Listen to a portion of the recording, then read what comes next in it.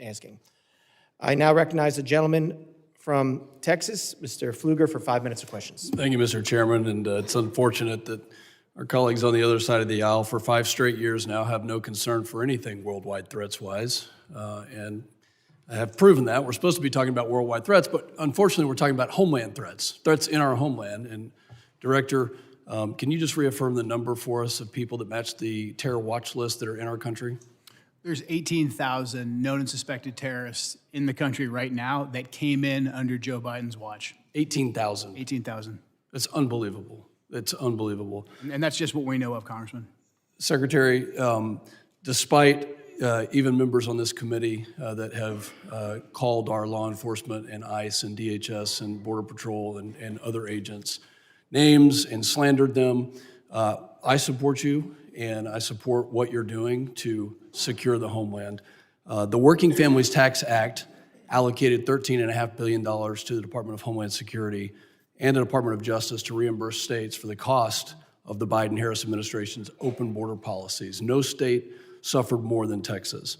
Fentanyl, drug and human trafficking, violent crime, stress on local emergency response services caused substantial damage to my district, to our state, to my constituents, to people that live and work in Texas. And in response, our state launched Operation Lone Star to secure the border when the Biden administration abdicated their responsibility to do that. We built miles of border wall, we had other barriers, we deployed state troopers, National Guard to deter the invasion that we suffered during this time period, which cost our state over $11 billion. And so as part of this Working Families Tax Act, we allocated $13.5 billion to reimburse those states. Last month, along with our senators, I led the Republican Texas delegation in sending a letter to you and Attorney General Bondi highlighting this and requesting that the state of Texas be fully reimbursed. And I wanted to get a status on that reimbursement today. Yes, thank you. And we still to this day remain incredibly grateful to the state of Texas for their leadership during that time. That was challenging times,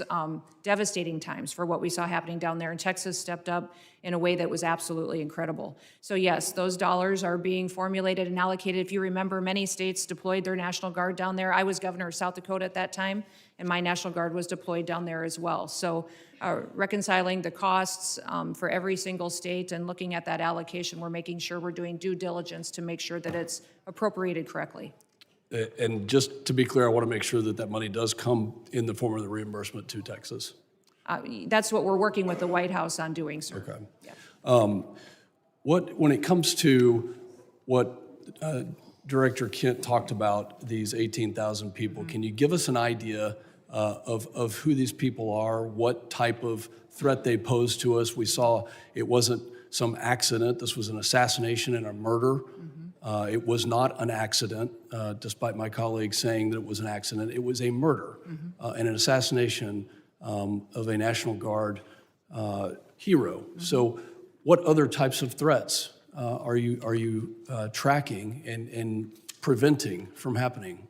Yeah, I would say, sir, that we face the terrorists that we've faced for years in ISIS, Al-Qaeda, Hamas, individuals that are here that are radicalized, but also we face the cartels as they've infiltrated our country under the last administration, their proliferation of human trafficking, drugs, and violence, going after Tren de Aragua as well, MS-13. Those individuals are still a very real, clear danger every day on the streets, and we encounter them, arrest them, and deport them and bring them to justice each and every day. Beyond that, sir, you even have gangs in cities that are localized that are terrorist organizations. The Latin Kings in Chicago are absolutely terrorists to their communities, and we work every day to make sure that we're protecting those communities. So I could not prioritize one over another because they're all killers. They're all killers, and they all are destroying families each and every day.